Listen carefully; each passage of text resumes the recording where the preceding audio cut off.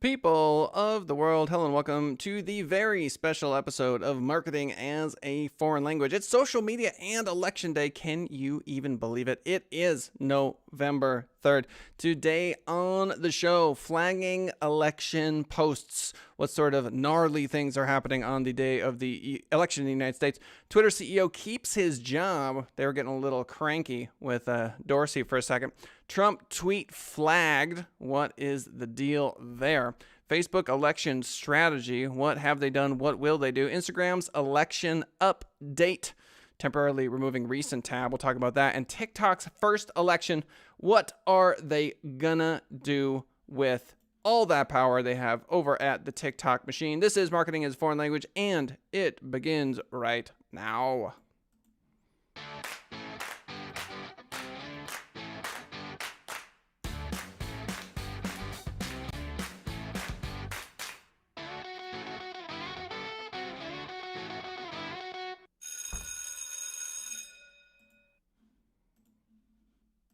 Oh me, oh my, can you even believe it? November 3rd, according to UPI.com, Facebook and Twitter say they will flag social media posts beginning Tuesday that attempt to declare a premature victory in the 2020 election after the polls close. The power of social media has never been more obvious to me than it is here in 2020. Facebook said posts on its platform will be flagged with a label if they claim victory in the presidential election. That appears to be all posts.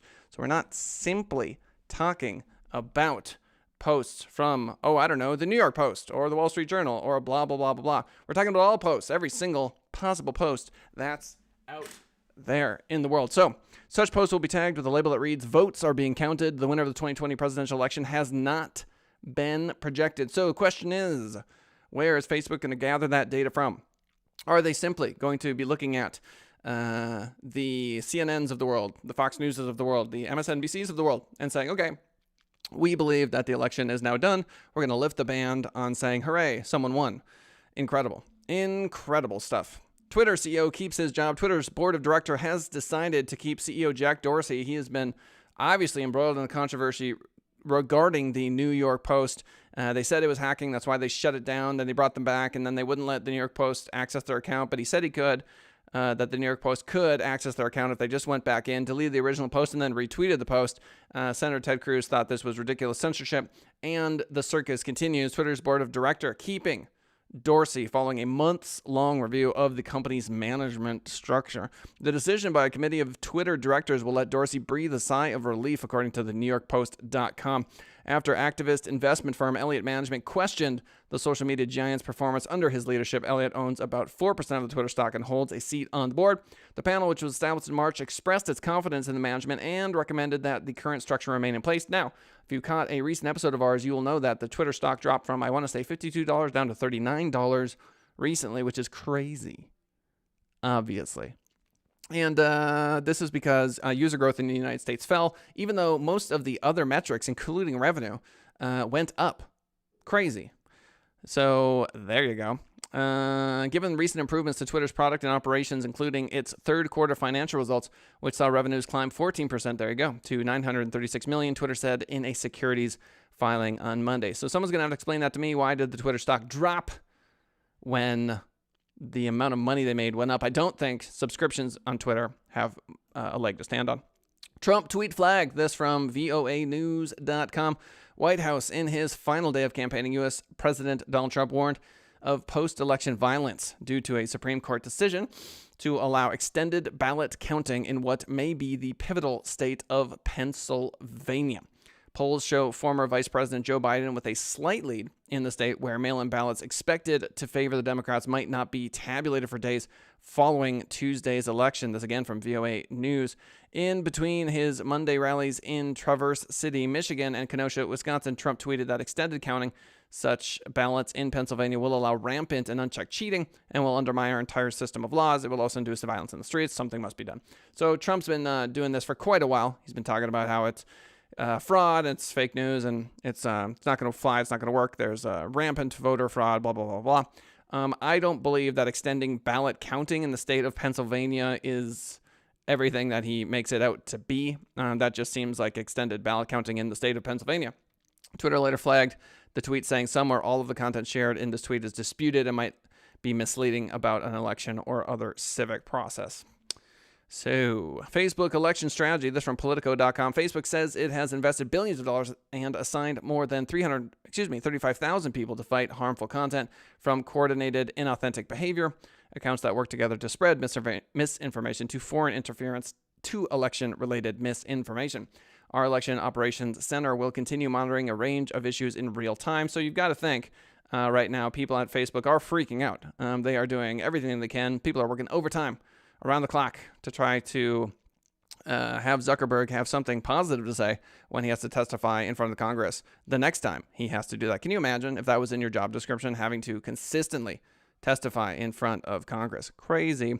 If we see attempts to suppress participation, intimidate voters, or organize to do so, the content will be removed. Imagine for a moment that Facebook Live is something that someone has to track. So they're just going from live to live to live to live to live, and they find some guy at some polling station that appears to be intimidating or yelling at or who knows what about whatever.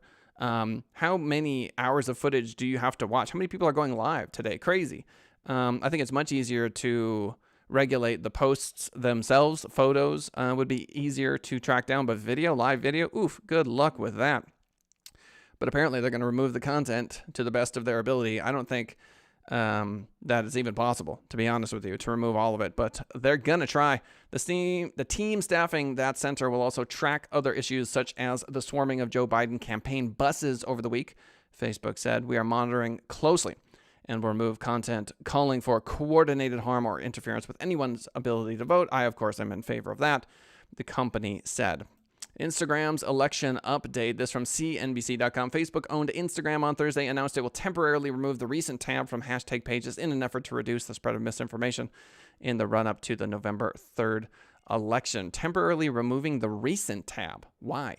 We're doing this to reduce the real-time spread of potentially harmful content that could pop up around the election. I think the truth of the matter is that these megaliths, these tech giants, despite being very rich, have issues very quickly addressing problems.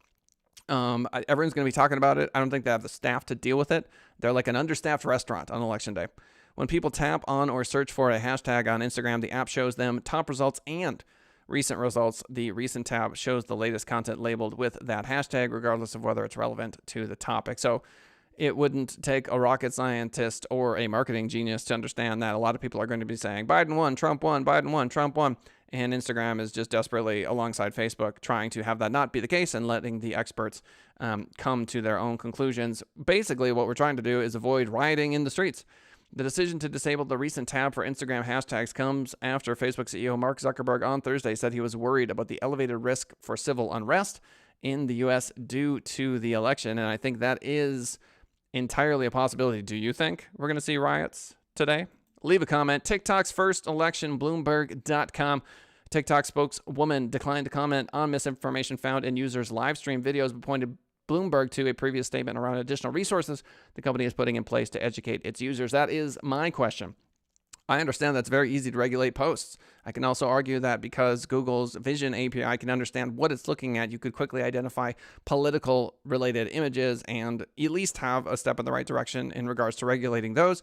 Live video seems tricky to me. Analyzing the words that people are saying as they are saying them is something that these tech companies can do. However, getting in there and stopping a live feed, what's preventing them from just doing it again? Okay, let's say you stopped the live feed for 24 hours. Now you got a whole bunch of people that are really upset with you because you stopped the live feed. How do these tech giants like TikTok stop people from spreading misinformation live? I think the truth is that they really don't. TikTok has also said it's stepping up fact-checking operations, according to Bloomberg.com, but this will be the company's first U.S. general election, and since most of the live streams on TikTok aren't recorded or shared, they will likely be extremely difficult for the platform to police or for independent observers to track. I agree with this entirely. Brad Hess writes, riots maybe, I think unrest and demonstrations, but hopefully not to the level of rioting. I would agree with Brad Hess on that one. I would hope not to see riots, obviously, but I do feel we may see them.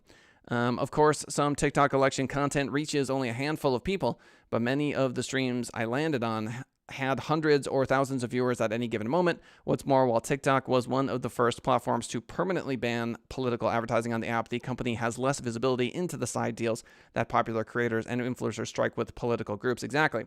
So let's say the Biden campaign is paying you $500,000 to, I don't know, get people to vote, and you need to be live basically all today.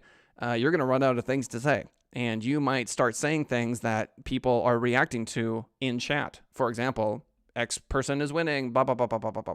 I'm afraid to even mention it on this live stream for fear of being banned. So can TikTok police this? No. The short answer is no. I think this is the 2020 version of the 2016 Russian interference, which is good luck policing live streams. It's incredibly difficult. Unlike brand advertising that's regulated by the Federal Trade Commission, paid political ads by influencers exist in a sort of legal and regulatory gray zone. If I had to guess, I would say that there are thousands of people right now that are on the payroll of the Trump campaign or the Biden campaign that are live. And they're talking about how you should get out and vote, and the second those election results start coming in, they're going to start speculating about who's going to win, because that's what content looks like on election night. We have always, for the last 20, 30, 40 years, had, very few voices in regards to getting those numbers. Those voices are still going to be the most authoritative, like the CNNs, the Fox, the NBC, etc. People are still going to be tuned into those, but a lot of people are going to be on TikTok following their favorite whomever. Like imagine Steven Crowder on YouTube, that sort of thing. Now, the Crowders of the world may be getting their information directly from Fox News or NBC or whatever. But we're in for a treat this year, ladies and gentlemen. We're in for a treat. So in summary, election posts are getting flagged by Facebook and Twitter. They're not going to let people say that someone won before they think that it's appropriate to do so. Dorsey kept his job. He's been in the line of fire. New York Post article, all that stuff. Trump tweet flagged. He's saying that Pennsylvania allowing extended ballot counting is basically a sign of cheating. And Twitter said, no, we don't believe with that. We're not with that. Some or all of the content shared on this tweet is disputed, blah, blah, blah, blah, blah. Facebook election strategy, 35,000 people to fight harmful content. I mean, good luck again.